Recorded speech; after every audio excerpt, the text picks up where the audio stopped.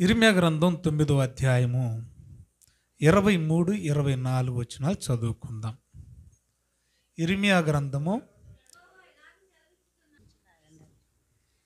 యెహోవా ఇలాగు సెలవిచ్చుచున్నాడు, జ్ఞాని తన జ్ఞానమును బట్టి, శూరుడు తన శౌర్యమును బట్టి అతిశయింపకూడదు. ఐశ్వర్యవంతుడు తన ఐశ్వర్యమును బట్టి అతిశయింపకూడదు. అతిశయించువాడు దేనిని బట్టి అతిశయింపవలను అనగా, భూమి మీద కృప చూపుచు నీతి న్యాయములు జరిగించుచున్న యెహోవాను నేనే అని గ్రహించి నన్ను పరిశీలనగా తెలుసుకునుటను బట్టియే అతిశయింపవలెను. అట్టి వాటిలో నేను ఆనందించువాడునని యెహోవా సెలవిచ్చుచున్నాడు. చాలు, ప్రార్థన చేసుకుందాం. దయగలిగిన తండ్రి, ఈ మంచి సమయం కొరకై మీకు వందనములు, కృతజ్ఞతలు నాయన. కూడి వచ్చిన మీ పిల్లలందరినీ మీ వాక్యం ద్వారా దర్శించండి. మీ వాక్యంతో పురికొల్పండి, రేపండి. మీ వాక్యం ద్వారా బలపరచండి, ఆదరించండి. మీ వాక్యం ద్వారా సరిచేయండి. మీ కుమారుని రాకడ కోసం సిద్ధం చేయండి. బలహీనుడైన నీ దాసుని నన్ను బలపరిచి, నా నోట మీ మాట నుంచి సమయోచితమైన జ్ఞానము, పరిశుద్ధాత్మ నడిపింపు దయచేయమని యేసు నామములో ప్రార్థన అడిగి వేడుకుంటున్నాము తండ్రి, ఆమెన్. ప్రియులారా, మరొకసారి మీ అందరికీ ప్రభు పేట వందనాలు తెలియచేస్తూ, రాసుకునే పిల్లలు ఉంటారు కనుక అంశం చెప్తున్నాను, రాసుకోండి.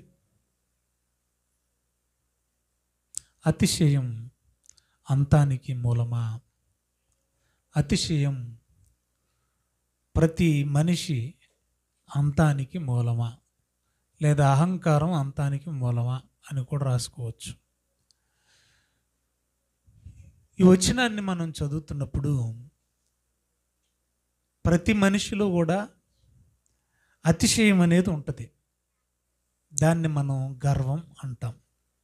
అతిశయాన్ని ఏమనొచ్చు మనం? గర్వం అని కూడా చెప్పచ్చు. ఇది ప్రతి మనిషిలో ఉంటుంది. నాలో లేదు అని అనడానికి లేదు. నాలో లేదు అని మనం అంటే అబద్ధికులమే. ప్రతి మనిషి ఏదో ఒక దాన్ని బట్టి అతిశయపడుతూనే ఉంటాడు, గర్వపడుతూనే ఉంటాడు ఏదో ఒక సమయంలో. అది అందాన్ని బట్టి కావచ్చు, ఐశ్వర్యాన్ని బట్టి కావచ్చు, ధనాన్ని బట్టి కావచ్చు, ఉన్న బంధుబలగాన్ని బట్టి కావచ్చు, స్థలాలు పొలాలను బట్టి కావచ్చు, అధికారాన్ని బట్టి కావచ్చు. ఏదో ఒక విషయంలో మనం ఖచ్చితంగా ఏం చేస్తూ ఉంటామంటే అతిశయపడతా ఉంటాం. అయితే మనం అతిశయపడాలి, కానీ ఏ విషయంలో అతిశయపడాలో అది మనకు తెలియదు. అది మనం తెలుసుకుంటే మనం ధన్యులం. ఎందుకంటే మన అతిశయం మనకి స్వయం సంతృప్తినిస్తుందేమో, కానీ అది మన ఆత్మీయ జీవితానికి మంచిది కాదు. కానీ దేవుడు కోరుకున్న అతిశయం ఏదైతే ఉందో ఆ అతిశయం అనుకుంటే మనకి మంచిది, దేవుడు కూడా ఆనందిస్తాడట. సో దేవుని పిల్లలుగా మనకు ఉండవలసిన అతిశయం గురించి ఇక్కడ రాస్తూ యెహోవా ఇలాగూ సెలవిచ్చుచున్నాడు, జ్ఞాని తన జ్ఞానమును బట్టి, శూరుడు తన బలము అంటే శౌర్యం అంటే బలమును బట్టి అతిశయింపకూడదంట. ఇంకేమంటున్నాడు చూడు, ఐశ్వర్యవంతుడు తన ఐశ్వర్యమును బట్టి, డబ్బున్నోడు అతిశయింపకూడదట. మరి దేనిని బట్టి అతిశయింపాలి? దేనిని బట్టి అతిశయింపాలి అనగా చూడండి, అతిశయించువాడు దేనిని బట్టి అతిశయింపవలెననగా, భూమి మీద కృప చూపుచు. అంటే పైవన్నీ యాడ్ చేసుకోవాలి. నీకు జ్ఞానం ఇచ్చింది ఎవరు? దేవుడు. జ్ఞానము దేవుడు నీకు అనుగ్రహించిన కృప. తర్వాత ఏమన్నాడు? శౌర్యము అంటే బలము. నీకు బలాన్ని ఇచ్చింది ఎవడు? దేవుడు. బలము దేవుడు నీకు ఇచ్చిన కృప. అందుకంటాడు తిమోతికి ఉత్తరాన్ని రాస్తూ పౌలు, తిమోతి యవ్వనుడా, క్రీస్తు యేసునందున్న కృపచేత నీవు బలవంతుడవు కమ్ము. అర్థమైందా? మనకు బలాన్ని ఇచ్చింది ఎవరు? దేవుని కృప. ఐశ్వర్యాన్ని ఇచ్చింది ఎవరు? దేవుని కృప. కాబట్టి నువ్వు పొందిన దాన్ని బట్టి అతిశయపడొద్దు, ఇచ్చిన ఆయన్ని బట్టి అతిశయపడాలి అంటున్నాడు దేవుడు. అందుకంటున్నాడు చూడండి, అతిశయించువాడు దేనిని బట్టి అతిశయింపవలెననగా భూమి మీద కృప చూపుచు నీతి న్యాయములు జరిగించుచున్న యెహోవాను నేనేనని గ్రహించి. అంటే నువ్వేటి వల్ల అయితే అతిశయపడుతున్నావో వాటికి కారణం ఎవరు, వాటికి మూలం ఎవరు, అవి ఇచ్చింది ఎవరు అంటే దేవుడు. ఆ దేవుడని తెలిసి గ్రహించి నన్ను పరిశీలనగా తెలుసుకున్నట్టును బట్టియే అతిశయించవలెను. అట్టి వాటిలో నేను ఆనందించువాడనని యెహోవా సెలవిచ్చుచున్నాడు. సో మన అతిశయం ఎందులో ఉండాలి? ఇచ్చిన వస్తువుల్లో కాదంట, ఇచ్చిన దేవుల్లో మన అతిశయం. యేసన్న గారు పాట రాశాడు, నా అతిశయము నీవే, నా ఆనందము నీవే, నా ఆరాధన నీవే, జ్యోతిర్మయుడా నా ప్రాణప్రియుడా. ఎంత మంచి పాట అది, చాలా మంచి పాట కదా. ఇప్పుడు ఈ సందర్భాన్ని బేస్ చేసుకొని బైబిల్ చరిత్రలో అతిశయించిన ఒక వ్యక్తి జీవితాన్ని మనం ఆలోచించేద్దాం. ఒక చారిత్రాత్మకమైన అంశము, ఒక క్యారెక్టర్ స్టడీ, ఒక వ్యక్తిగత జీవితాన్ని మనం పరిశీలించబోతా ఉన్నాం. కనుక అందరూ దయచేసి బైబిల్లో పనిచేద్దాం. దావీదు మహారాజు అనగా క్రీస్తుకు పూర్వం దాదాపుగా 1000 సంవత్సరాల క్రితం ఇశ్రాయేలీలను పరిపాలిస్తున్న రోజులవి. ఎవరు పరిపాలిస్తున్న రోజులు చెప్పండి? దావీదు మహారాజు ఇశ్రాయేలీలను పరిపాలిస్తున్న రోజులవి. దావీదు మహారాజుకి 80 భార్యలు. ఎంతమంది భార్యలు? 8 మంది. జస్ట్ ఫర్ ఇన్ఫర్మేషన్ నేను రిమైండ్ చేస్తాను. మొదటగా మీకాలు, రెండవ భార్య అబిగయీలు, మూడవ భార్య అహినోయము, 4 మయక, 5 హగ్గీతు, 6 అబితలు, 7 యగ్ల, 8 లాస్ట్ బత్షెబ. ఎంతమంది మొత్తం? 80. వీరి గర్భవాసం నుండి పుట్టిన పిల్లలు, మగ పిల్లలు 18 మంది. దావీదుకి ఎంతమంది పిల్లలు? 18 మంది. ఈ 18 మందితో వీళ్ళ మయాన ఒకే ఒక్క పాప, ఆమె పేరే తామారు. ఒక్కతే కూతురు. ఈ 18 మంది అన్నదమ్ముల మధ్యలో ఒక్కతే కూతురు.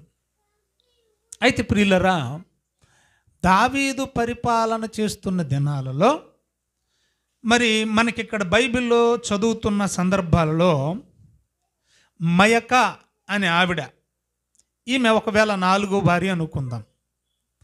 ఈ మైకాను పెళ్లి చేసుకున్న తర్వాత మైకాకు అబ్షలోము అనే కుమారుడు పుట్టాడు దావీదు ద్వారా. చెప్పాలి, మైకా కుమారుడు ఎవరు? దావీదు మైకాకు పుట్టిన కుమారుడే అబ్షలోము. మళ్ళీ ఫర్ ఎవర్ ఇన్ఫర్మేషన్, సమాచారం కోసం, ఈ అబ్షలోము తోడబుట్టిందే ఏకైక కూతురు దావీదుకి. వీళ్ళందరికీ చెల్లెలు తామారు. అంటే మైకా దావీదుకు, అబ్షలోము మరి ఎవరు పుట్టారు? తామారు పుట్టారు. Very good. ఇప్పుడు ఈరోజు మనం చదువుకుంటున్న క్యారెక్టర్ స్టడీ చరిత్రలో ఎవరి గురించి అంటే దావీదు కుమారుడైన అబ్షలోమును గురించి మనం నేర్చుకోబోతా ఉన్నాం.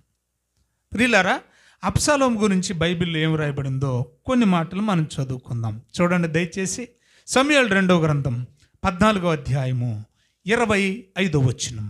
సమూయేలు 2వ గ్రంథం 14వ అధ్యాయము 25వ వచనం మనం చదువుకుందాం. ఇశ్రాయేలీలందరిలో ఒకసారి ఆగుదామమ్మా, దీనికి కొంత ఇన్ఫర్మేషన్ నేను ఇవ్వాలి. ఎవరందరిలో? ఇశ్రాయేలీలందరిలో. ఒకసారి నా వైపు చూడండి. ఇప్పుడు భూమి మీద జనాభా ఎంత? అప్రాక్సిమేట్గా దాదాపుగా 850 కోట్ల మంది. అమ్మ వింటున్నారా? ఇప్పుడు భూమి మీద మొత్తం మీద ఉన్న జనాభా ఎంత? దాదాపుగా 850 కోట్ల మంది. రైట్. క్రీస్తు పుట్టే సమయానికి, వినాలి బాగా, క్రీస్తు పుట్టే సమయానికి భూమి మీద, క్రీస్తు ఈ లోకంలో నడయాడుతున్న సమయానికి భూమి మీద, క్రీస్తుకు పూర్వానికి మనం వెళ్ళాలంటే ఇప్పుడున్న పరిస్థితి మనకు తెలియాలి. క్రీస్తు పుట్టే సమయానికి భూమి మీద ఉన్నటువంటి మనుషుల సంఖ్య మనకి తెలియాలి. అందుకనే నేను మిమ్మల్ని ఇక్కడి నుంచి వెనక్కి తీసుకెళ్తా ఉన్నాను. క్రీస్తు పుట్టే సమయానికి భూమి మీద దాదాపుగా 30 కోట్ల మంది. ప్రపంచ జనాభా ఎంతమంది? 30 కోట్ల మంది. మనం అలాగ బ్యాక్ వెళితే, ఒకసారి వెనక్కి వెళితే, దావీదు పరిపాలించే సమయానికి దాదాపుగా భూమి మీద ఉన్న జనాభా అంతా కూడా 7 కోట్ల మంది. మళ్ళీ వద్దాం, దావీదు పరిపాలించే సమయానికి భూమి మీద జనాలు ఎంతమంది? దాదాపు 7 కోట్ల మంది. యేసు ప్రభు భూమి మీదకి వచ్చే సమయానికి దాదాపుగా 30 కోట్ల మంది. ఆ తర్వాత ఇప్పటికీ ఇంకా మనం మధ్యలో కూడా ఆగొచ్చు. ఎందుకంటే స్వాతంత్రం వచ్చే సమయానికి మన భారతదేశ జనాభా 30 కోట్ల మంది, కానీ ఇప్పుడు 150 కోట్ల మంది. అంటే 70 ఏళ్ళకి ఎంత పెరిగిందో చూడండి. దాదాపు 70 ఇయర్స్ అవుతుంది మనకు స్వాతంత్రం వచ్చి. 150 అయిపోయింది.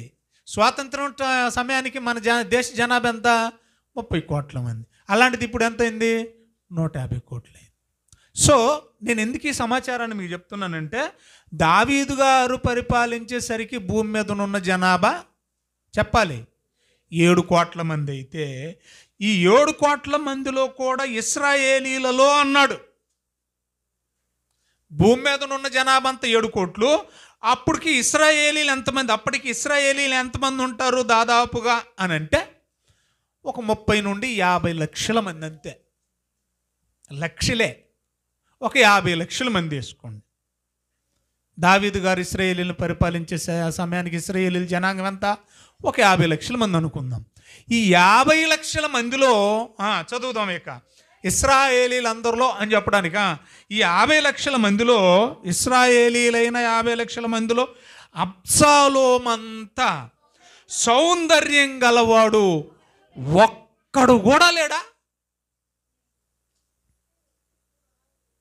అబ్షాలోము అందగాడా కాదా?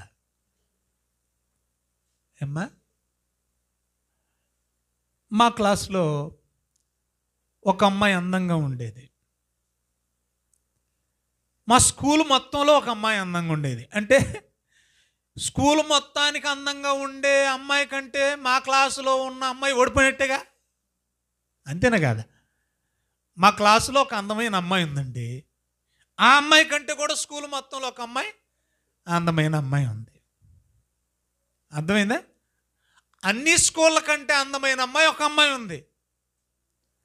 అన్ని కాలేజీల కంటే అందమైన అమ్మాయి ఒక అమ్మాయి ఉంది. అన్ని యూనివర్సిటీల కంటే అందమైన అమ్మాయి ఒక అమ్మాయి ఉంది. అన్ని రాష్ట్రాల కంటే అందమైన అమ్మాయి ఒక అమ్మాయి ఉంది. అన్ని దేశాల కంటే అందమైన అమ్మాయి ఒక అమ్మాయి ఉంది. ఆమెను ఏమన్నాడంటే మిస్ వరల్డ్, ప్రపంచ అందగత్తెల పోటీలు. అంటే వాళ్ళకి రంగు లెక్క, జుట్టు, ఒత్తు, కొలత లెక్క, శరీర అవయవాలు వాళ్ళకి కొలతలు లెక్క. అంటే వాళ్ళు ఎంత ఫిట్గా ఉండాలో, ఎంత శరీరాన్ని అదుపులో పెట్టుకోవాలో, ఎంత అందాన్ని కాపాడుకోవాలో మీరు ఆలోచించండి.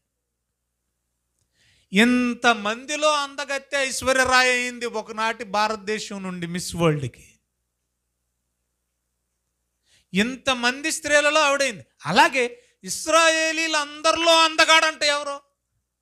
అంత అందగాడు ఎవడూ లేడంట.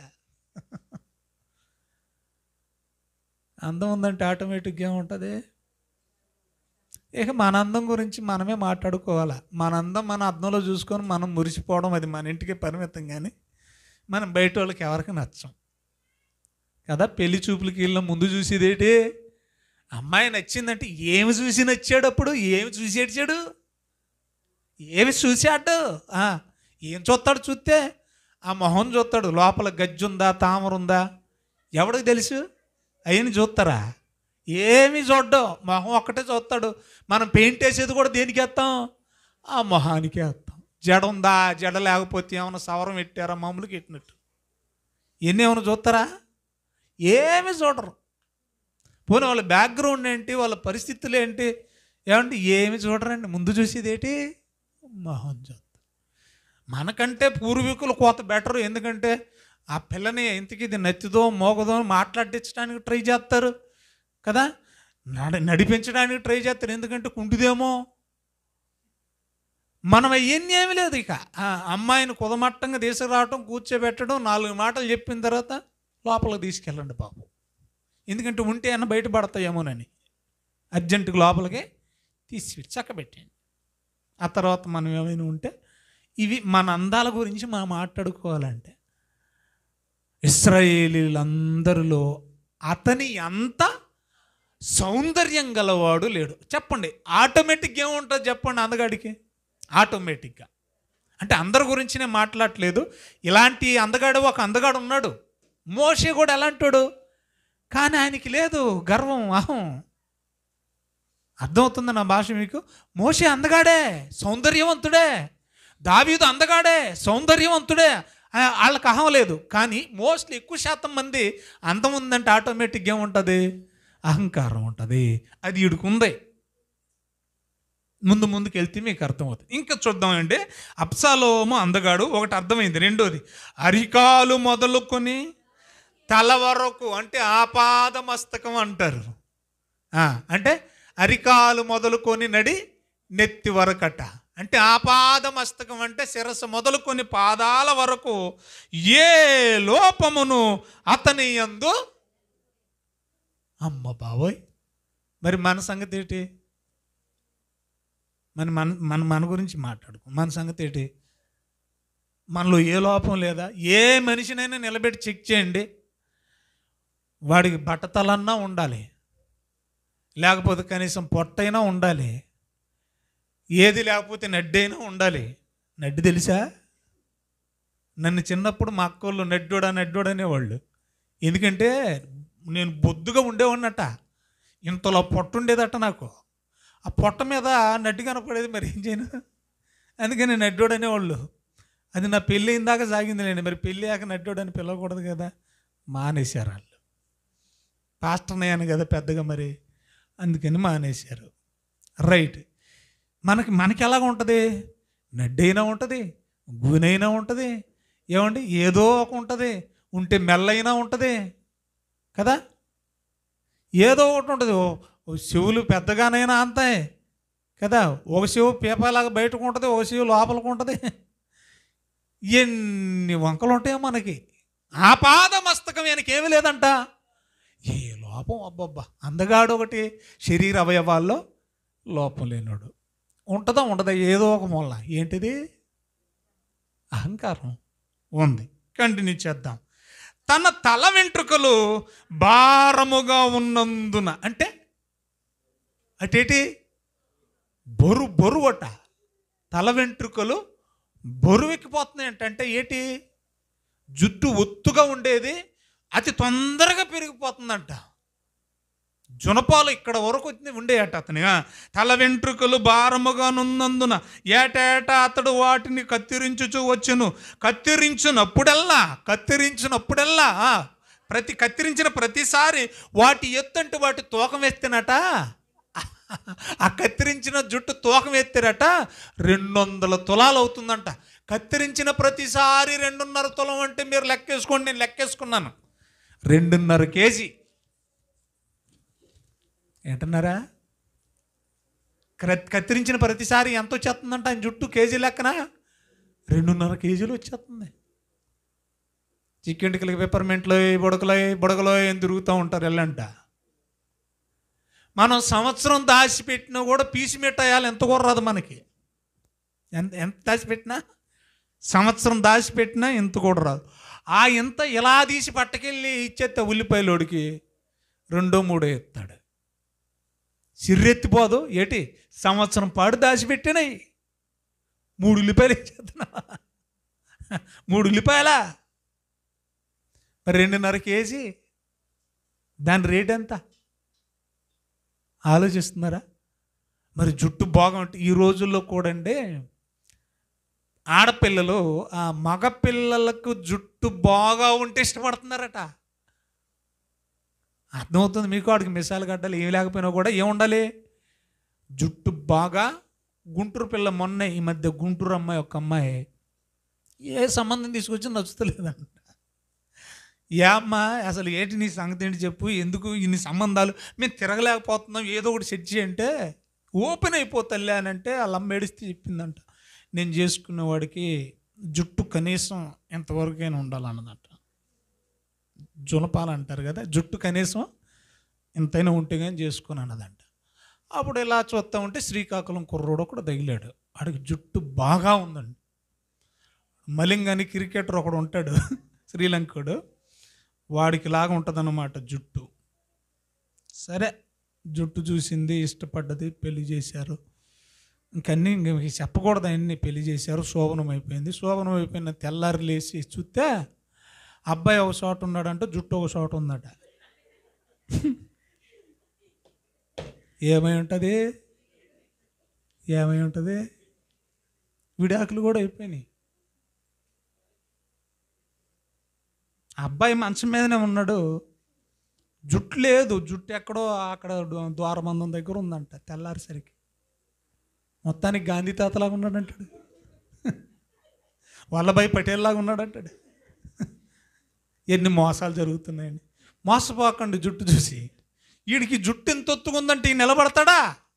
అస్సలు నిలబడ్డారు. రండి, అందగాడు కదా మరి, ఈ వారి గురించి మాట్లాడుకుంటున్నాం. దావీదు తనయుడైన అబ్షాలోము గురించి కొంచెం ముందుకు వెళదామండి. అలా కత్తిరించుకుంటూ వచ్చేవాడు. అబ్షాలోముకు 3 కుమారులను, తామారు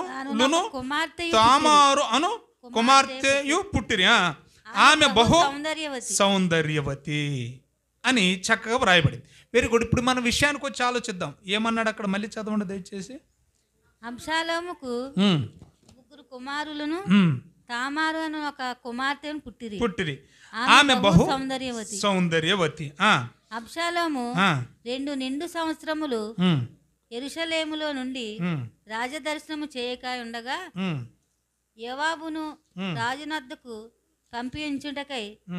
పంపించుటకై అబ్షాలోము అతనిని పిలవనంపినప్పుడు యోవాబు రానొల్లకై ఉండెను.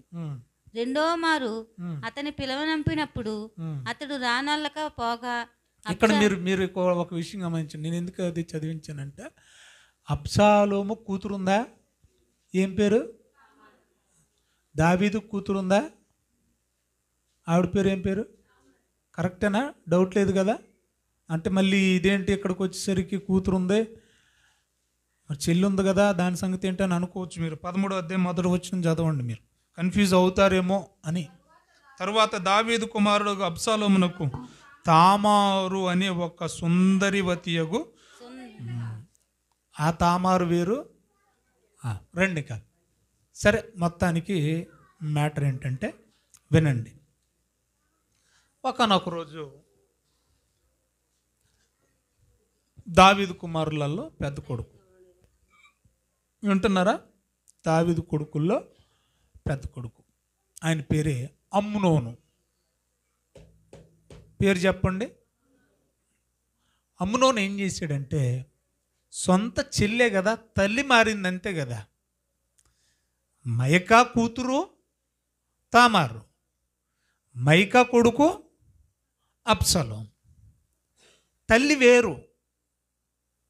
అర్థమవుతుంది మీకు? ఎవరికి? అమ్నోనికి. అమ్నోనేమో దావీదుకు మరొక భార్య కొడుకు. ఈ అబ్షాలోమేమో దావీదు మైకాకు పుట్టిన కొడుకు. తల్లులు వేరు కానీ తండ్రి ఒకడే. ఇప్పుడు ఈ పెద్దోడు ఏం చేశాడంటే, సొంత చెల్లెల్ని పాడు చేసేసాడు. సొంత చెల్లెల్ని ఏం చేశాడు? పాడు చేసి. తప్ప కాదు చెప్పండి? చాలా పెద్ద తప్పు.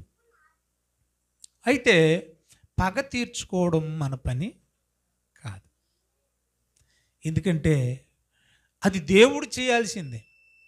ఈ పగ తీర్చుకునే కార్యక్రమంలో చాలా పొరపాట్లు మనం చేస్తాం. నరహత్య చేస్తాం, దైవదోషం చేస్తాం, బూతులాడతాం. కాబట్టి పగ తీర్చుకోవడం మన పని కాదు, మనం దేవుడికి అప్పగిద్దాం. ఎందుకు నేను ఈ చిన్న సందర్భాన్ని చెప్తున్నానంటే, న్యాయాధిపతుల గ్రంథంలో అబీమెలెకు అనేవాడు ఒకడు మనకు కనబడతాడు. వాడు సింహాసనం కోసం 70 మంది సహోదరులను ఒకే రాతి మీద చంపేశాడు. అంటే సింహాసనం కోసం అడ్డుపడుతున్నారు అని పగ తీర్చుకోవడం కోసం ఈ అబీమెలెకు అనేవాడు ఏం చేశాడంటే 70 మంది సహోదరులు ఒకే రాతి మీద కొట్టి చంపేశాడు. ఇక మనం 13వ అధ్యాయానికి న్యాయాధిపతుల గ్రంథానికి వచ్చేసరికి అక్కడ ఒక ఆయన మనకు కనపడుతున్నాడు. ఆయన పేరు యెఫ్తా. ఈ యెఫ్తాను గురించి 11 స్టార్టింగ్లోనే మనం చదివితే యెఫ్తా మహాబల శౌర్యము గలవాడట, శూరుడు, వీరుడు అని వ్రాయబడింది. ఇప్పుడు ఈయనకు కూడా ఇద్దరు అడ్డుపడతా ఉన్నారు సహోదరులు. ఏమని, ఒరే నువ్వు మా అమ్మకు పుట్టినోడు కాదురా, మా బాబు ఉంచుకున్న దానికి పుట్టినోడురా, నీకు ఇక్కడ ఉండే అర్హత లేదురా అని చెప్పి హేళన చేసి గెంటేశారంట. వాస్తవంగా ఈ యెఫ్తా గనక అన్నదమ్ములతో గొడవ పెట్టుకోవాలనుకుంటే ఇద్దరు అన్నదమ్ముల్ని 2 చేతులతో పట్టుకొని పైకి లేపి పీక పీసికి చంపేసి అంత బలవంతుడు, అంతటి బలశాలి. కానీ బలవంతుడైన ఆయనకు ఒక సూత్రం తెలిసి ఏంటది, పగ తీర్చుకునుట మన పని కాదు. అబీమెలెకు తప్పు చేశాడు, ఆ తప్పు నేను చేయకూడదు అనుకున్నాడు, వదిలేశాడు, బయటికి వెళ్ళాడు, బతికేశాడు. చివరాఖరికి దేవుడు అతని న్యాయాధిపతిని చేసి అన్నదమ్ములను యెఫ్తా పాదాల దగ్గరికి దేవుడు నడిపించాడు. అయితే ఇక్కడ జరిగిన సందర్భం ఏంటంటే ప్రియులరా, ఈ అబ్షాలోము నా చెల్లెల్ని పాడు చేస్తాడా నా అన్న అని ఒకరోజు ఏం చేశాడంటే, ఈ రాజకుమారులందరినీ విందుకు పిలుస్తున్నానని చెప్పి వాళ్ళ నాన్నగారైన దావీదు గారి దగ్గర పర్మిషన్ తీసుకొని, డాడీ దయచేసి అన్నయ్య మన పెద్దన్నయ్యని కూడా ఈ విందుకి ఆహ్వానిస్తున్నాను, మీరు పర్మిషన్ ఇచ్చి పంపించండి అని చెప్పి తీసుకొచ్చాడు. మొత్తానికి ఎట్టకేలకి ఒక విందు ఏర్పాటు చేసి విందుకు పిలిపించాడు. ఆ విందు ఏర్పాటు చేయడానికి గల కారణం ఏంటంటే, ఆ విందులో ఒక 200 మందిని ఏర్పాటు చేసేసాడు ముందే. వేసేయడానికి ఎవరిని, అన్నయ్యన అమ్నోని పిలిచారు, ద్రాక్షారసం ఇచ్చారు, ఫుడ్ పెట్టేశారు. మొత్తానికి అమ్నోనుని అబ్షాలోము చంపేశాడు. ఇక దావీదు అల్లాడిపోతా ఉన్నాడు ఈ వార్త తెలిసి. అలా అల్లాడిపోతుంటే సైన్యాధ్యక్షులైనటువంటి 3 సైన్యాధ్యక్షులు, యోవాబు ఇలాంటి వాళ్ళందరూ కూడా ఓదార్చి, అయ్యా ఎందుకు ఆయన అల్లాడిపోయాడంటే, కేవలము మా అమ్నోను ఒక్కడే చనిపోయాడా, రాజకుమారులందరూ చచ్చిపోయారన్న బెంగతో ఎక్కువ ఏడ్చేస్తుంటే, ఎవరూ చనిపోలేదు అమ్నోను తప్ప మరెవరూ చనిపోలేదు, మీరు బాధపడకండి అని చెప్పి ఇక్కడ ఓదారుస్తుంటే ఈడు పరార్. ఎవరు, అబ్షాలోము. ఎక్కడికి పారిపోయాడో ఇప్పుడు మనం చూద్దాం. ఒకసారి అందరు బైబిల్లో ఓపెన్ చేద్దామండి, అందరు బైబిల్ ఓపెన్ చేద్దాం. దినవృత్తాంతాల మొదటి గ్రంథం 3వ అధ్యాయము 2వ వచనం. దినవృత్తాంతముల మొదటి గ్రంథం 3వ అధ్యాయము 2వ వచనం. ఎవరమ్మా, గెషూరు రాజైన తల్మయి కుమార్తె అయిన మయకాకు పుట్టిన అబ్షాలోము మూడోవాడు. అంటే దావీదు కుమారుల్లో ఇతను ఎన్నోవాడో, దావీదుకి మైకాకు పుట్టినవాడు. ఈ మైకా తర్వాత అబ్షాలోము వాళ్ళ బ్యాక్గ్రౌండ్ ఏంటో ఇక్కడ ఒక అద్భుతమైన వివరణ ఇస్తున్నాడు. బాగా విందాం అమ్మ, బాగా వినాలి, చరిత్ర కదా. అంటే దావీదు కన్న బిడ్డల్లో మంచి బ్యాక్గ్రౌండ్ ఉన్నోడు ఎవడైనా ఉన్నాడంటే ఈడు ఒక్కడే, అబ్షాలోము. వినాలి బాగా మీరు. బత్షెబాకు సొలొమోను పుట్టాడు. వింటున్నారా? బత్షెబాకు ఆఖరి భార్య కదా ఆవిడ. ఎవరు పుట్టారు? సొలొమోను బ్యాక్గ్రౌండ్ ఏమైనా బాగుందా అంటే, అమ్మ తరఫునే మాట్లాడుతున్నాను. సొలొమోను అమ్మగారి బ్యాక్గ్రౌండ్ ఏమైనా బాగుందా? వాళ్ళు గొర్రెలు కాసుకునేవాళ్ళు. ఎవరు చెప్పండి? సొలొమోను అమ్మగారు ఎవరు? అదేంటండి అలాగున్నారు? ఏమండి? బత్షెబా. ఆ బత్షెబా పూర్వీకులు గొర్రెలు కాసుకునేవాళ్ళు. మొత్తానికి భర్త తరఫు నుంచి కొద్ది గొప్ప అదీను దావీదు సైన్యాధ్యక్షుడిగా భర్తకు అవకాశం ఇచ్చేవాడు కాబట్టి. అంతే కదండి, సైన్యాధ్యక్షుడు. రాజవంశీకులేం కాదు కదా, కాదు. ఇకపోతే కొంచెం మనం ముందుకు వెళ్ళి ఆలోచిస్తే అబీగయీలు మీ అందరికీ తెలుసు కదా, కర్మేలు పర్వత ప్రాంతాల్లో వాళ్ళు కూడా ఏం చేసేవాళ్ళు? అబీగయీలు భర్త ఎవరు? నాబాలు. వీళ్ళ బ్యాక్గ్రౌండ్ కూడా ఏముంది? ఒకవేళ అబీగయీలకు పుట్టిన వాళ్ళు కూడా ఎవరైనా ఉన్నా వాళ్ళు రాజవంశీకులు కారు, వాళ్ళు గొర్రెలు కాసుకునేవాళ్ళు. ఇలాగ మనం ఆలోచిస్తే ఇందులో బాగా బలిసినోడు ఎవర్రా అనంటే బలిసిన ఆయన కూతురు ఎవరయ్యా అనంటే మయక. ఎందుకు అనంటే అప్పటికే గెషూరు అనే రాజ్యం పెద్ద రాజ్యం, అగ్రరాజ్యాలలో ఒక అమెరికా లాంటి అగ్రరాజ్యాలు ఒక రాజ్యం. ఆ రాజ్యానికి రాజే ఇప్పుడు మనం చదువుకుంటున్నాం. ఆయన పేరేంటి? తల్మయి. గెషూరుకి ఆల్రెడీ రాజు, ఆ రాజ కుమార్తె ఆ మయకాకు పుట్టిన వాడే అబ్షాలోము. ఇప్పుడు అన్నం చంపేసిన తర్వాత ఎక్కడికి పారిపోయాడు? తాతగారింటికి పారిపోయాడు. అంటే వీడు అలవాటు ఏంటో తెలుసా? ఏదో ఒక పాడు పని చేయడం, ఏదో ఒక నీచమైన పని చేయడం, ఏదో ఒక మర్డర్ చేయడం. ఎక్కడికి వెళ్ళేవాడు? తిరిగి తాతగారింటికి వెళ్ళిపోయాడు. ఎందుకంటే అక్కడ మా తాతయ్య రాజు, అక్కడ మా తాతదే శాసనం, మా తాత దగ్గరకు వచ్చి నన్ను కొట్టేవాడు ఎవడో ఉండడు. నా బ్యాక్గ్రౌండ్ అది. నేను ఏ తప్పు చేసినా ఏం చేసినా కూడా నేను తల్మయి మనవన్నే, గెషూరు రాజు మనవన్నే, రెండో వైపు దావీదు కుమారుణ్ణి. పిఠాపురం ఎమ్మెల్యే గారి తాలూకా ఏం కాదు అన్నట్టు అనమాట. ఇప్పుడు ఈ మధ్య వాళ్ళకు కూడా పిర్రల మీద గట్టిగా పడిపోతున్నాయిలేండి. ఎవడైనా కూడా నంబర్ ప్లేట్ మీద పిఠాపురం ఎమ్మెల్యే తాలూకా అలా రాసేసుకున్నారు అనుకోండి, గట్టిగా ఇచ్చేస్తున్నారు. అది మీరు ఎమ్మెల్యే తాలూకాను రాసుకోవడానికి ఎట్టింది కాదు, అది దేనికోసం? Number plate. దానికి కావాలంటే అడిషనల్గా ఇంకో ప్లేట్ తయారు చేసుకో, పెట్టుకో. ఎవరొద్దంటారు నీ అభిమానాన్ని? ఇలాగ బడాయి. ఇప్పుడు దీన్ని బట్టి కూడా ఇతనికి అతిశయం ఉంటుందా ఉండదా? ఏంట్రా అబ్షాలోము, ఏంటి నీ బ్యాక్గ్రౌండ్ అంటే ఏమంటాడు? గెషూరు రాజు మా తాత, ఆ తాతకు పుట్టిన ఒక రాజకుమార్తె మా అమ్మ మయక, నేను రాజవంశీకుణ్ణి.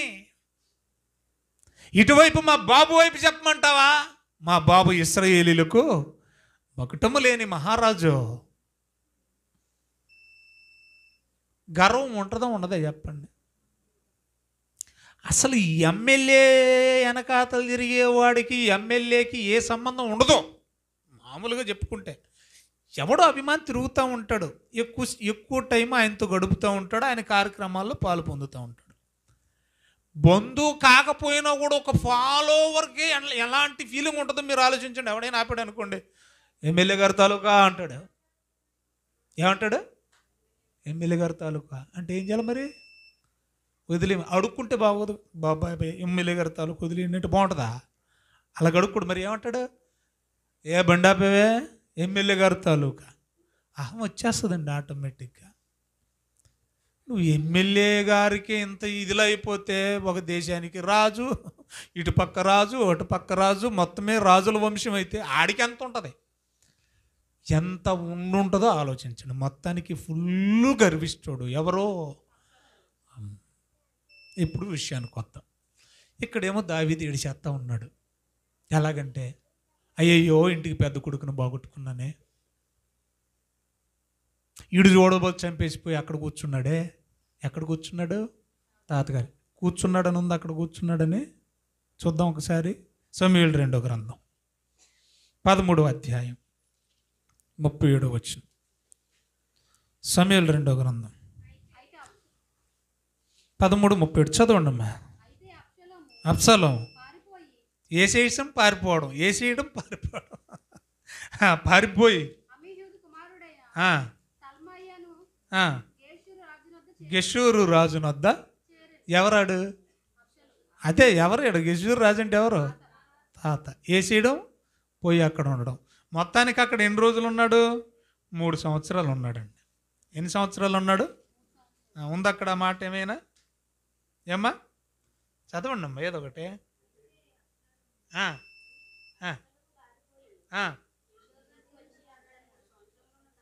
రైట్, ఆగుదాం.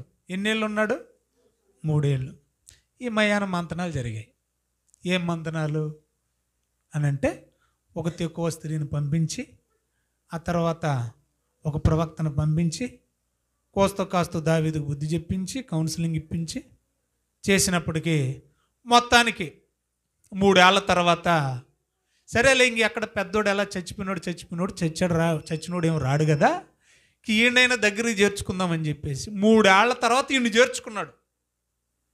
క్షమించు డాడీ తప్పైందని ఒప్పుకున్న తర్వాత 3 ఏళ్ల తర్వాత ఏం చేశాడు దావీదు? ఈ అబ్షాలోముని చేర్చుకున్నాడు. వచ్చాడు అబ్షాలోము, ఇంటికి వచ్చాడు. సరే వీడు తప్పు చేస్తున్నాడు కదా, ఈ కోపం మీద ఇశ్రాయేలీలు ఏదన్నా బూతులాడతారో లేదా తిడతారో కొడతారో అని చెప్పారు, నువ్వు ఇంట్లో నుంచి బయటికి రాకరా కొన్నాళ్ళ పాటు అని చెప్పాడు. అయితే వీడు ఏం చేసేవాడంటే అబ్షాలోము అనేవాడు వచ్చాడు కానీ మర్డర్ చేసి వెళ్ళిపోయి 3 ఏళ్ళ నుండి వచ్చాడు కానీ బుద్ధి మారలా, గర్వం అహం తగ్గలా. వచ్చాడు కదా, కుదురుగా ఉండాలి కదా ఇంట్లో. రోజు వెళ్ళానా ఉదయాన్నే లేచి ఆ పట్టణపు యెరూషలేము పట్టణపు 10 గుమ్మాలుండి, ఈ 10 గుమ్మాల్లో మెయిన్ గుమ్మం దగ్గర ఏం చేసేవాడిని అంటే కూర్చొని వచ్చిపోయే ఇశ్రాయేలీల గోత్రాల వారికి తీర్పు తీరుస్తూ ఉండేవాడు, వారి సమస్యలు కనుక్కుంటూ ఉండేవాడు, వారి పరిస్థితులు స్థితిగతులు తెలుసుకొని సాయం చేసేవాడు, జడ్జిమెంట్లు ఇచ్చేవాడు. ఒక మెయిన్ గేట్ దగ్గర ఆయన కూర్చొని ఆయన పని చేస్తూ ఉండేవాడు.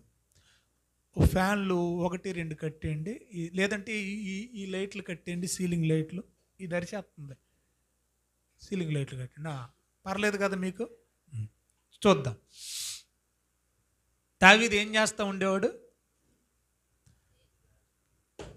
దావీదు ఏం చేస్తూ ఉండేవాడు? ఇప్పుడు యెరూషలేముకు 10 గుమ్మాలు, మెయిన్ గుమ్మం దగ్గర కూర్చొని ఏం చేసేవాడు? ఇశ్రాయేలీలకు తీర్పు తీరుస్తూ ఉండేవాడు. దావీదుని ఇలా పోనిచ్చి ఉదయాన్నే వీడు లేచిపోయేవాడు, పెద్ద పూలు అయిపోయి. ఎవరు? అబ్షాలోము. నాన్నగారికి తెలియకుండా ఒక 50 మంది బంట్రోతులను తయారు చేసేసుకున్నాడు. సెక్యూరిటీ అంటారు కదా, బాడీ గార్డులు అంటారు కదా, ఎంతమందిని? 50 మెంబర్స్ని తయారు చేసుకొని అసలు ఇశ్రాయేలీలు దావీదు గారి దగ్గరికి వెళ్ళాలంటే ఏ గుమ్మాలు గుండా వస్తున్నారు, ఏ దారులు గుండా వస్తున్నారు, మేము పోయి ఊరు బయట మెయిన్ ద్వారం దగ్గర కూర్చుండేవాడు. అంటే దావీదు గారి దగ్గరికి రాకముందే ఎవరిని దాటి రావాలా? అబ్షాలోముని దాటి రావాలా. అబ్షాలోము ఏం చేసేవాడు? వీళ్ళందరూ ఏ గుమ్మం గుండా మా నాన్నగారి దగ్గరికి వెళ్తున్నారో ముందు ఆ గుమ్మం దగ్గర నేను ఉండాలి అని ముందు టచ్ అయ్యే గుమ్మం దగ్గర వీడున్నాడు. అక్కడికి పోవడం రోజు ఏం చేసేవాడు తెలుసా? బాగా వినాలా. అలాగా 4 సంవత్సరాలు చేశాడు తండ్రికి తెలియకుండా.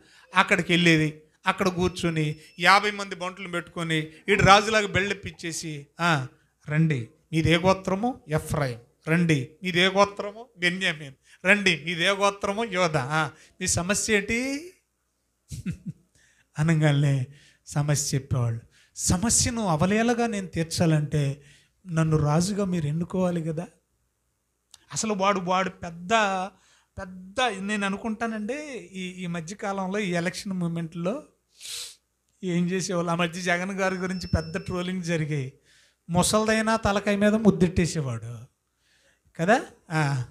చెప్పండి, చిన్నపిల్లలైనా కూడా తలకాయ మీదే ముద్దులు ఎట్టేసేవాళ్ళు. ఈ ముద్దులెట్టాలి ఇవన్నీ అసలు ఎక్కడి నుంచి వచ్చాయండి? వాస్తవంగా ఇశ్రాయేలీలు రాజు దగ్గరికి రావాలంటే ఆమెడు దూరం ఉండి అక్కడ సాష్టాంగ నమస్కారం చేసేవాళ్ళు, దగ్గర కూడా వచ్చేవాళ్ళు కదా. అక్కడ నిలబడి చేతులు కట్టుకుని తలంచి సమాచారాన్ని చెప్పేవాళ్ళు కానీ దగ్గర కూడా రానిచ్చేవాళ్ళు కాదు. కానీ వీడి తెలివితేటలు ఏంటంటే అబ్షాలోము దగ్గరికి లాగేసుకుని వాటేసుకుని ముద్దెట్టుకునేవాడంట. ముందు దానికే పడిపోయేవాళ్ళంట వాళ్ళు. ఎవరో సమస్యల కోసం వచ్చేవాళ్ళు. ముందు ముద్దెట్టేవాడట, తర్వాత సమస్య తెలుసుకునేవాడట. పట్టు నీకెందుకు నేను చేసి పెడతాను, ముందు నన్ను రాజుగా చేయండి, నేనే రాజుని, ఇక నుంచి వెళ్ళిపోండి అని పంపించేవాడట. అర్థమైంది మీకు? ఒకసారి చూస్తారా? చూద్దాం బైబిల్లో. సమూయేలు 2వ గ్రంథం. అమ్మా తీసారా? మొత్తం ఫ్యాన్లు ఆపేసారేనా? నేను బతకొద్దురా నాయన. అయ్యి బాబాయ్ స్పీడ్ తగ్గించి ఉంచండి, చచ్చిపోతాం.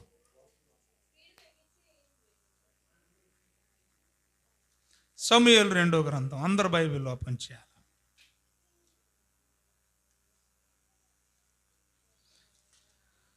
పద్దెనిమిదవ అధ్యాయం.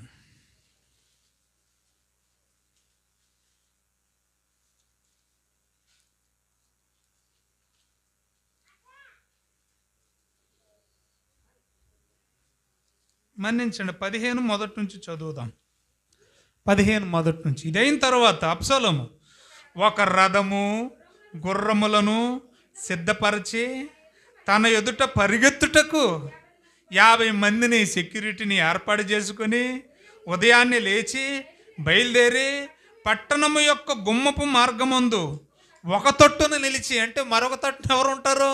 వాళ్ళ బాబు ఉంటాడు. మరి ఒక తట్టున నిలిచి రాజు చేత తీర్పు నొందుటకై వ్యాజ్యమాడు వారు ఎవరైనా వచ్చి ఉండగా కనిపెట్టి వారిని పిలిచి, నీవు ఏ ఊరి వాడవు అని అడుగుచూ ఉండగా వాళ్ళు అంటారంట, నీ దాసునైన నేను ఇశ్రాయేలీల గోత్రములలో పలానా గోత్రానికి చెందినవాడనని చెప్పగా, అప్పుడు అబ్షాలోము అంటాడంట, నీ వ్యాజ్యము సరిగాను న్యాయముగాను ఉన్నది, కానీ దాన్ని వివరించుటకైనను నియమించుటకైనను దావీదు గారు అనగా మా తండ్రి గారి దగ్గర సరైనోడు ఎవడు లేడు, నేనైతే సరిగ్గా నీ తీర్పు తీరుస్తాను, అంతే కదండి మరి అని చెబుతూ, నేను ఈ దేశమునకు న్యాయాధిపతి ఉండుట ఎంత మేలు, ఎంత మనోహరము.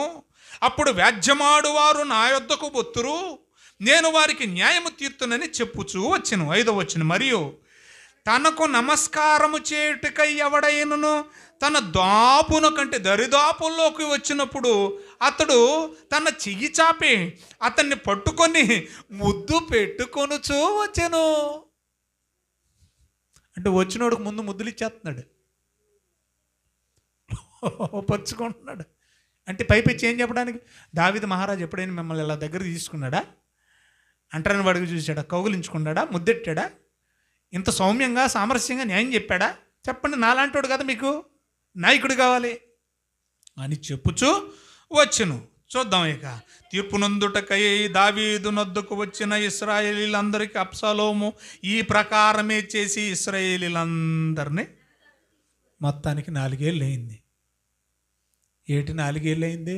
అక్కడ పుట్టినోట్లో 40 ఏళ్ళు అని ఉంటుంది. ఏంటి 40 ఏళ్ళు, ఏంటి 4 ఏళ్ళు అంటే, వాడు ఈ అన్నను చంపి, అన్న పేరేం పేరు? అమ్నోనును చంపి పారిపోయి వచ్చి 4 ఏళ్ళు, వయసుకు వచ్చేసరికి ఆడికి 40 ఏళ్ళు. బైబిల్లో తప్పులు ఉండవు, మనం అర్థం చేసుకోవాలి. అబ్షాలోముడికి అప్పటికి ఎన్ని సంవత్సరాలు? 40 ఏళ్ళు. అన్నని చంపి అమ్నోనును చంపి పారిపోయి వచ్చే సమయానికి 4 ఏళ్ళు. ఇలాగా అందరిని ఇశ్రాయేలీని ఏం చేశాడు? తన వైపు చేర్చుకున్నాడు. స్టోరీ ఇలాగ చెప్తాను, ఇంటికి వెళ్ళి చదువుకోండి. అయితే ఒకరోజు ఏం చేశాడంటే వీడు కుట్ర చేశాడు. ఏంటా కుట్ర అంటే, నాన్నగారండి ఆ రోజు అన్నం చంపేసిన తర్వాత నేను తాతయ్య గారి వాళ్ళకి ఊరికి వెళ్ళిపోయాను కదా భయపడేసి, అక్కడ ఉండగా భగవంతుడు మా నాన్నకి జాలి చూపించి, కరుణ చూపించి, దయ చూపించి, మళ్ళీ మా నాన్న నన్ను కేకేసుకొని యెరూషలేముకు పిలుచుకొని తన ఇంటికి చేర్చుకుంటే, నీకు మొక్కుబడి తీర్చుకుంటాను నాయన మమ్మల్ని కలిపితే అని చెప్పేసి తాతయ్య దగ్గర ఉండగా నేను మొక్కుబడి చేసుకున్నాను. కాబట్టి నేను మొక్కుకున్న చెల్లించాలి కదా దేవుడికి. హెబ్రోనులో మన పుణ్యక్షేత్రం ఉంది కదా, బెతెస్దా, ఆల్రెడీ టచ్ చేశాను గతంలో. కాబట్టి హెబ్రోనుకు ఈ బలి పశువులన్నీ, నా మొక్కుబడి కానుకలన్నీ తీసుకెళ్ళి పరివారంతో కూడా నేను మొక్కుబడి చెల్లించుకొని వచ్చేస్తాను నాయన, దయచేసి తమరు పంపించగలరా అని అంటే, అసలు ఎంత బాగా మాట్లాడతారో తెలుసా? నీ దాసుడును ఇలాగ మాట్లాడతాడు. అంటే ఎంత తగ్గింపో, ఎంత వినేమో అనుకుంటుంది. దాని వెనక చాలా కుట్ర ఉంటుంది. మోసగాడాడు. సరే నా బిడ్డ అడుగుతున్నాడు కదా, ఎంత మోసగాడైన బిడ్డే కదా అని చెప్పేసి పర్మిషన్ ఇస్తే, ఈలోపే వాడు ఆల్రెడీ కొంతమందిని గ్యాదర్ చేసి పెట్టేసుకున్నాడు కదా, వచ్చిన ప్రతి వాళ్ళని వాడి వైపు తిప్పుకున్నాడు కదా, అందరికీ కూడా సాటింపేసేసాడు. లోపల సాపు కింద నీరులాగా. ఏమన్నా తెలుసా? పలానా రోజు నేను హెబ్రోనుకు వస్తున్నాను మొక్కుబడి పేరుతోటి, మీరందరూ అక్కడికి రండి. ఆ రోజు ఒక బాకా వినబడుతుంది, ఒక బాకా నాదం వినబడుతుంది. అప్పుడు అబ్షాలోము మహారాజుకు జయము జయము అని అందరూ ఒకేసారి కేకలేయండి, మా డాడీ గుండె బగిలి బద్దలైపోద్ది అన్నాడు. కరెంట్ వచ్చిందిలా. అవి మామూలే కోతలు మనకి. వేసుకోండి, ఫ్యాన్లు వేసుకోండి, ఫుల్గా వేసేసుకోండి. ఇక కరెంట్ వచ్చింది, ఫ్యాన్లు వేసుకోండి, స్పీడ్ పెట్టుకోండి. ఆయన అదేంటి అలాగ ఉన్నారు? అన్ని 4 పెట్టండి, అన్ని 4 పెట్టండి. ఊపిరి పీల్చుకోండి. ఇక ఎక్కడున్నా రాజద్రోహం ఎవరు చేస్తున్నారు? సో నేను మొక్కుబడి పేరుతో హెబ్రోనుకు వస్తాను, మీరు కూడా ఏం చేయాలి? ఇదేంటి సౌండ్ మారిపోయింది?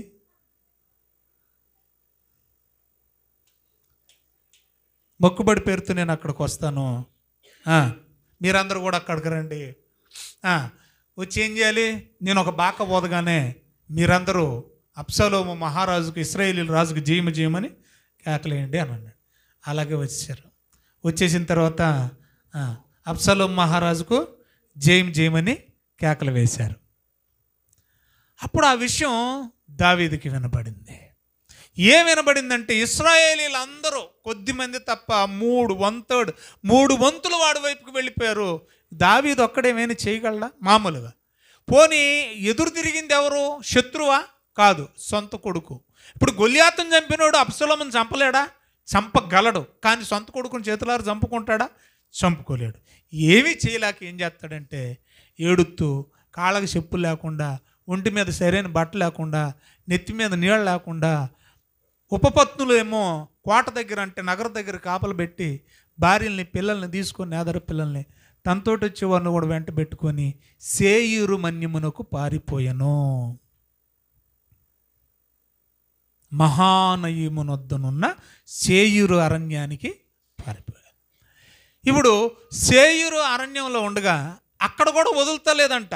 అక్కడున్నా కూడా మా నాన్నని ఎలాగైనా చంపేయాలి, ఎందుకంటే మా నాన్న ఉంటే నన్ను రాజుగా ఉండనివ్వడంటే జనాలు ఉండనివ్వరు. అంటే మా నాన్న అంటే అంత అభిమానం జనులకు. కాబట్టి ఎలాగైనా ముందు మా నాన్న వేసేయాలి అని చెప్పేసి ఎన్నో కుట్రలో కుతంత్రాలు పన్నుతూ ఉన్నాడు. అయితే దావీదు ఏం చేశాడంటే, ఇది ఇశ్రాయేలీలంతటా ఇశ్రాయేలీలకు పుట్టిన బుద్ధి కాదు, అసలు ఇశ్రాయేలీని ఎన్నుకోలేదు, ఈడే ఇశ్రాయేలీల్ని మోసం చేశారు. ఆ మోసానికి ఇశ్రాయేలీలందరూ ఏమయ్యారు? బలైపోయారని తెలుసుకుని ఎలాగైనా సరే దీనిలో కుట్రదారులు ఎవరెవరైతే ఉన్నారో ఈ కుట్రదారులందరినీ మట్టు పెట్టాలని యుద్ధానికి సిద్ధమైపోతూ ఉన్నాడు దావీదు. ఇటువైపేమో అబ్షాలోము తండ్రి లేపేయాలని యుద్ధానికి సిద్ధంగా ఉన్నాడు. సేయీరు అరణ్యములో తినడానికి తిండి లేక గిత్తీయుడైన ఇత్తయి ఏమండి 3 ఉంటారన్నమాట సేనాధిపతులు. సేయీరు కుమారుడైన యోవాబు, 3 ఎవరో, 3వ వ్యక్తి ఎవరు చూడండి దయచేసి, అబీషై. ఈ 3 సేనాధిపతులు. వాళ్ళు ఆయన వెంటే ఉన్నారు సేయీరు అరణ్యంలో.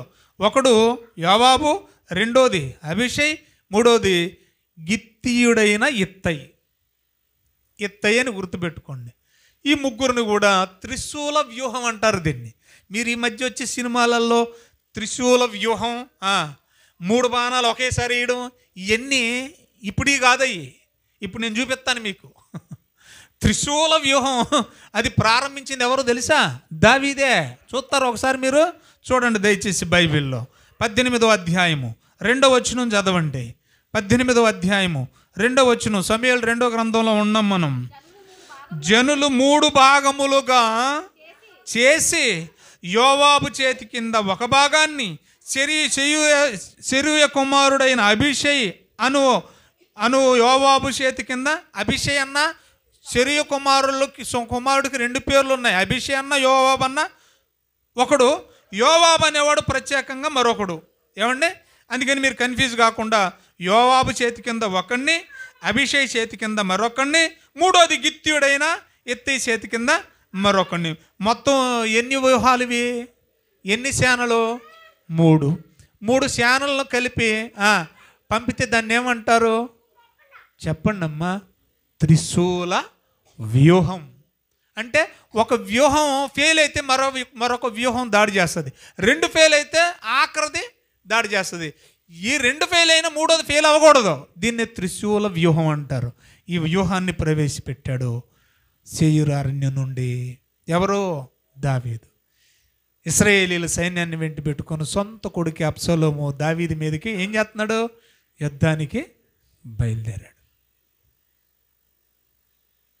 చివరిలో చెప్తా అసలు పాయింట్. ఎప్పుడైతే యుద్ధం జరుగుతూ ఉందో వీళ్ళు కొంత ముందుకు వచ్చారు, మొత్తానికి ఎఫ్రాయిము అనే మన్యంలో కలుసుకున్నారు వీళ్ళంతా. That is not plain area at all. అది సమానంగా ఉండే భూభాగం కాదు. ఎఫ్రాయిము మన్యంలో జొరబడ్డారు అందరూ, ఈ పార్టీ. ఎఫ్రాయిము మన్యంలో ఎక్కువగా మస్తక వృక్షాలు ఉన్నాయట. ఏ వృక్షాలు అవి? మస్తక వృక్షాలు. మస్తకి వృక్షాలు అంటే ఎలాగ ఉంటాయంటే, ఫర్ ఎవర్ ఇన్ఫర్మేషన్ నేను చెప్పడానికి, ఇప్పుడు వేప చెట్టు ఉందనుకోండి, విరవగానే విరిగిపోద్ది. సుబాబులు ఉందనుకోండి, విరవగానే విరిగిపోద్ది. అంటే మస్తకి వృక్షానికి ఉన్న స్వభావం ఎలాంటిదంటే చింత చెట్టు లాంటిది అది. అంటే దాని స్వభావం చెప్తున్నాను. అంటే అంత తొందరగా అది ఎరగదు.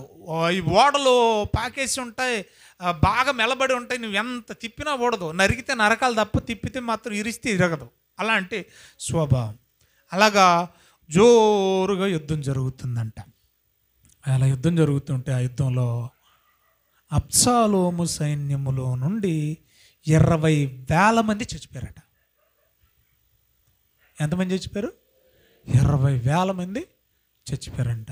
ఈ 20,000 మంది కత్తివాతన చంపబడ్డ వాళ్ళకంటే ఈ మస్తకి వృక్షము యొక్క కొమ్మలు ఏమండి అవి ఇవి తగులుకొని చచ్చిపోయిన వాళ్ళు ఎక్కువట.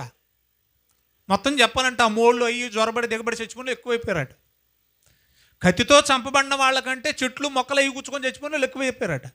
చూడండి ఆ మాట దయచేసి ఒకసారి మనం చదువుదాం. యుద్ధం జరుగుతూ ఉందంట, మహాయుద్ధం. ఈ యుద్ధంలో ఎలాంటి పరిస్థితులు చోటు చేసుకున్నాయో ఒకసారి చూడండి. ఏమా చూద్దాం ఆ సందర్భాన్ని ఒకసారి. 20,000 మంది చచ్చిపోయారు అనే సందర్భాన్ని చూడండి. 18లోనే ఉంటుంది చూడండి.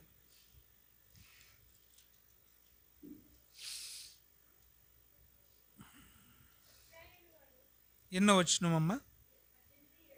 7 చదువుమ్మా. ఇశ్రాయేలు వారు ఓడిపోయారు. ఆ దినమున 20,000 మంది ఆతులైరి. యుద్ధము ఆ ప్రదేశమంతటా వ్యాపించును. మరియు నాటి దినమున కత్తి చేత కూలిన వారి కంటే ఎక్కువ మంది అడవిలో చిక్కుబడి చచ్చిన వారే ఎక్కువ. ఇప్పుడు నేను చెప్పింది మీకు బైబిల్లో ఉంది కదా. అంటే యుద్ధం మనుషులు పొడుచుకొని రావడం కంటే చెట్లు మొక్కలు తగులుకొని చచ్చిన వాళ్ళు ఎక్కువ అంట, గుట్టలో దొరబడి. సో మొత్తానికి ఎంతమంది చచ్చిపోయారు? ఇప్పుడు ఈ భయం వేసింది, ఇక కంగారు వచ్చేసింది. ఎందుకంటే ఎక్కడ చూసినా వీడి సైన్యపు సావులే కనపడుతున్నాయి. ఎవరి సైన్యపు సావులు? అబ్షాలోము సైన్యపు సావు. ఓకే, మా నాన్న. అయితే ఇక్కడ ఒక గొప్ప విషయం ఏంటంటే అభిషేక్ కానీ యోవాబు కానీ ఇత్తయి కానీ ముందే మాట తీసుకుంటాడు దావీదు. ఏమో తెలుసా? ఒరే సైన్యంలో ఎంతమంది చచ్చిపోయినా పర్లేదు, కానీ నా కొడుకు మీద మాత్రం దెబ్బ పడకూడదు, వాడిని సజీవంగానే నాకు అప్పగించాలని ప్రామిస్ చేసుకుంటాడు. సరే, మొత్తానికి యుద్ధం జరుగుతుంటే యుద్ధంలో భయపడిపోయి అబ్షాలోము ఇంక నేను దొరికానంటే నన్ను చంపేస్తారని వెనక్కి తిరిగేసి కంచర గాడిదలు ఉంటాయి. మామూలు గాడిద స్పీడ్గా పరిగెత్తుద్దా? కంచర గాడిద స్పీడ్గా పరిగెత్తా? చాలా స్పీడ్గా పరిగెత్తు. ఎక్కేసాడు. ఎక్కేసి లప్చుక్ అంటే చాలా స్పీడ్గా పరిగెడుతున్నాడు. అలా పరిగెడతా ఉంటే చెట్టు చెప్పాను. ఏం చెట్టు అది? దానికి ఏముంటాయి? ఏకలు పేకలు పిలకలు ఎక్కువ ఉంటాయి. రెండోది ఈడు కూడా పిలక ఎక్కువ కాదా? అదేటమ్మా అలాగ ఉన్నారు, వీడికి పిలక ఎక్కువ కదా. ఇప్పుడు ఈ పిలక చెట్టు పిలక తగులుకుందట. తగులుకుందా? తగులుకుండేసరికి ఇది పిలక తగిలేసుకుంది కాబట్టి తగులుకుంది కదా. తగులుకుండగానే కాలమయాన ఉన్న గాడిద ఏం చేసింది? అలాగే ఉంటుంది, నీకు తగులుకుంది కదా నేను కూడా ఉంటాను అంటది. అది అంత కదా, అది పరారు. ఇప్పుడు మనోడు ఆకాశానికి భూమికి మధ్యన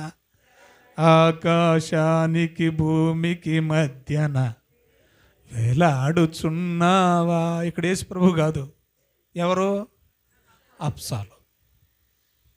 ఇది ఒకడు చూసాడు. ఎవడు? ఆ సైన్యంలో ఒకడు చూసేసి బాదర పరిగెత్తుకుంటూ యోవాబు దగ్గరికి వచ్చాడు. సైన్యాధ్యక్షుడు కదా, త్రిశూల వ్యూహంలో ఒక వ్యూహం వీడి చేతుల్లో ఉంది. యోవాబు దగ్గరికి వచ్చి మహానుభావ యజమానుడా, అబ్షాలోము చెట్టుకు తగులుకున్నాడు, గాలిపటంలాగా ఏలకడుతున్నాడండి, ఉయ్యాలు ఊగుతున్నాడు అని చెప్పాడట. మరి అక్కడే వేసిపోయావా అన్నాడట. నువ్వు అక్కడే వేసేస్తే 10 తులముల వెండి నీకు బహుమానముగా ఇత్తును కదా అంటాడు. ఇంటికి వెళ్ళి చదవని టైం లేదు కాబట్టి. అప్పుడు అంటాడు, ఆడు గుర్తు చేస్తున్నాడు ప్రమాణం. ఎవరో ఆ సేనలో ఒకడు, అయ్యా మరి దావీదు మహారాజు తన కొడుకుని చంపొద్దు అన్నాడు కదా, నీకేం బాగానే చెప్తున్నావు, నీ 10 తులాలు వెండి తగలయ్యా, నన్ను చంపేస్తాడు దావీదు, నాకెందుకు వచ్చిన గొడవ, నాకొద్దు బాబోయ్ అంటాడు. భయపడుతున్నాడు. అని అంటే నోర్మి, ఇది అవకాశం పోతే రాదు అని చెప్పేసి అక్కడ మూడు బాణాలు వచ్చినాయి చూడండి. అక్కడ 3 బాణాల స్టోరీ అనుష్కది కాదు, యోవాబది. 3 బాణాల స్టోరీ ఎవరిది? రాజమౌళిది కాదు, యోవాబుదే. త్రిశూల వ్యూహం రాజమౌళిది కాదు, దావీద్ది. బైబిల్లో అన్ని కాపీ కొట్టేశారు. బాహుబలి ప్రభాస్ కాదు, సంసోను. ఎన్ని చెప్పమంటారు అలాగా? అంత మిథియాలజీ అందులో మిక్సింగ్ చేసేసి మొత్తానికి సినిమాలు తీసేసుకుంటున్నారు. విషయానికి రండి. తీసుకెళ్ళిపోయాడు, చూశాడు, గురి చూసి ఏలకాడుతున్నాడు, కొట్టేశాడు. ఎక్కడ కొట్టాడు? గుండెల్లో కొట్టేశాడు. ఎక్కడ కొట్టాడు? చచ్చి కూర్చున్నాడు. ఇంటికి కూడా తీసుకెళ్ళలేదు. అక్కడే పాతి పెట్టేసి రాళ్ళు వేసేసారు దరిద్రుని.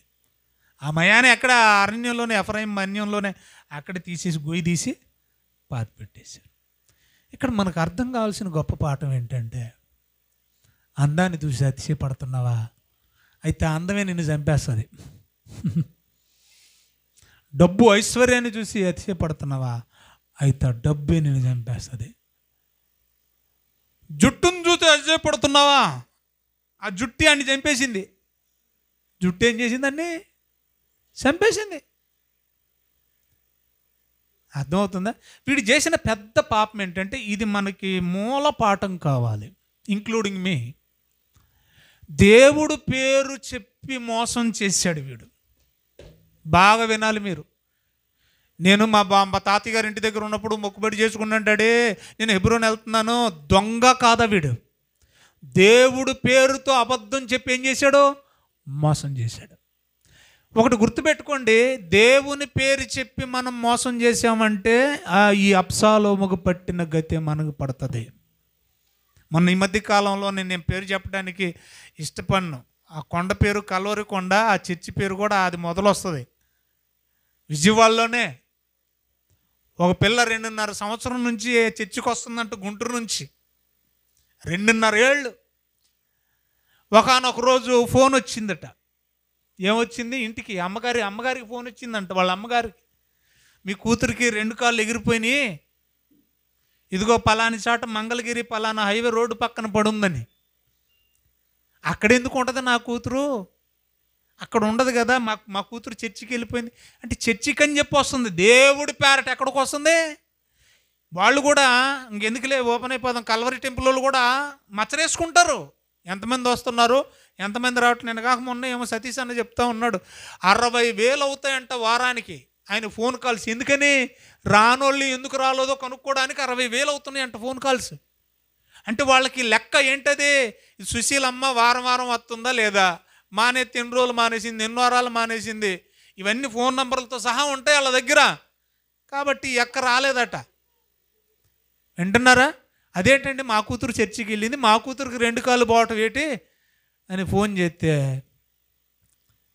ఆవిడ కల్వరి టెంపుల్కి ఫోన్ చేసిందంట వాళ్ళమ్మ.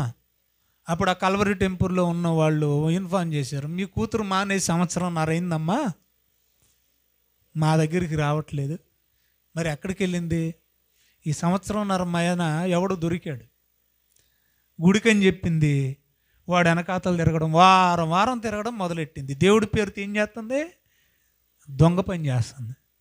వాళ్ళిద్దరు కలిసి సరదాగా వెళ్తుంటే లారీ కింద పడ్డారు. కూతురికి 2 కాళ్ళు పోయినాయి, వాడికి 1 కాలు పోయింది. దేవుడితో ఆటలాడకండి. అదే కదా, ఏదైనా తీసుకోండి, దేవుని సొమ్ముతో ఆటలాడకండి. దేవుని పేరట ఏమన్నా కానుకలు వేసినా ఏమన్నా తీసుకున్నా కూడా అవి ట్రాన్స్పరెంట్గా ఉండాలి. తినేయకూడదు, మోసం చేయకూడదు, దేవునితో ఆటలాడకూడదు, దేవునితో సెలగాటాలు వద్దు, సర్వనాశనం అయిపోతారు. నాకు అందుకే భయం. నేను అందుకనే డబ్బులు కూడా ఏదన్నా ఉంటే పిల్లలకి అప్పగించేస్తా. ఎందుకంటే వాళ్ళకి నా భయం ఉంటుంది.